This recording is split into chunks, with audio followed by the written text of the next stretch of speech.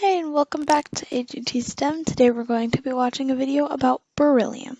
So, without further ado, let's hop to it. So you can see on the front of this instrument there's a dome-shaped device. That dome is a special vessel which is made so we can control the atmosphere inside, and it's fabricated from beryllium metal. This is the beryllium, which I don't really want to get out. Why not? Because it's a toxic chemical, toxic metal. Beryllium is an interesting element because most chemists don't really know about it very much at all. So beryllium is a fantastic metal. It's really, really interesting. It's got lots of really quite strange metallic properties, but one of the most important for me is the fact that it's transparent to X-rays, so I can shine X-rays straight through the beryllium, and the beryllium doesn't absorb it at all, which most other metals, especially those with higher molecular weights, do. Beryllium-laden dust actually has been shown to cause berylliosis, which is actually an industrial lung disease, which causes the formation of sort of swollen nodules in the lungs called granulomas, which is a bit gross. So I don't really want to open up the jar. It's near the beginning of the periodic table, but we rarely come across it. So at the moment... Wait, does that mean that like things that are in the front of the periodic table are more common than things in the end? So like hydrogen is much more common than tennessine, for example. I don't know. Can you even find tennessine on Earth? Just questions. We're at Max Lab and we're doing some X-ray experiments, and we're doing some X-ray experiments on a really, really quite sensitive compound. So X-rays themselves are absorbed by everything. Okay, so when we shoot it through the air, it's absorbed in the air. Oh, so come on. To measure the X-ray absorption of our compound, which is sensitive to the air, we need to be able to remove the air and encase it. So we use beryllium to make a magic box around our sample that the X-rays can come into, interact with our sample, and then exit without interacting with the material around them. So you can see on the front of this instrument there's a dome-shaped device. That dome is a special vessel which is made so we can control the atmosphere inside, and it's fabricated from beryllium metal.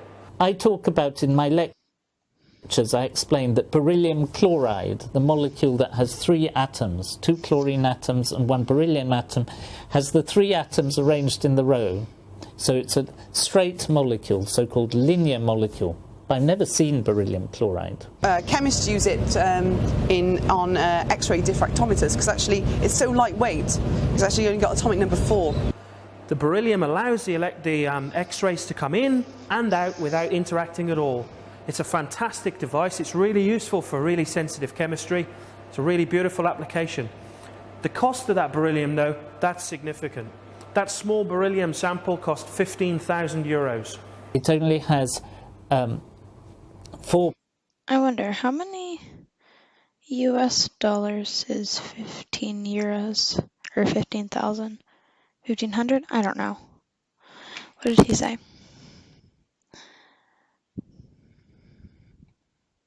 Has 4 protons and... That small beryllium sample cost 15,000.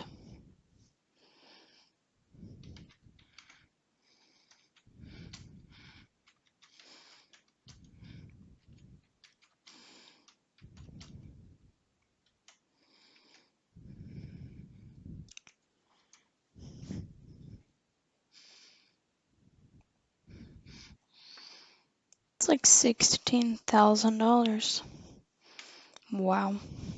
€15,000. It only has 4 protons and a number of neutrons.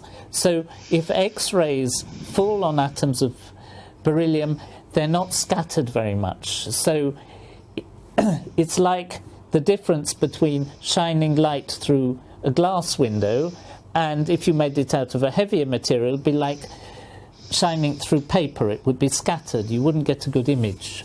I'm hoping to actually do some chemistry with beryllium, which is why I've bought it. Yeah, it's pretty toxic, so we're going to have to be very, very careful. You can't actually breathe in the dust at all, because even actually one exposure has shown that some people, one exposure is enough to cause this sort of sensitive reaction.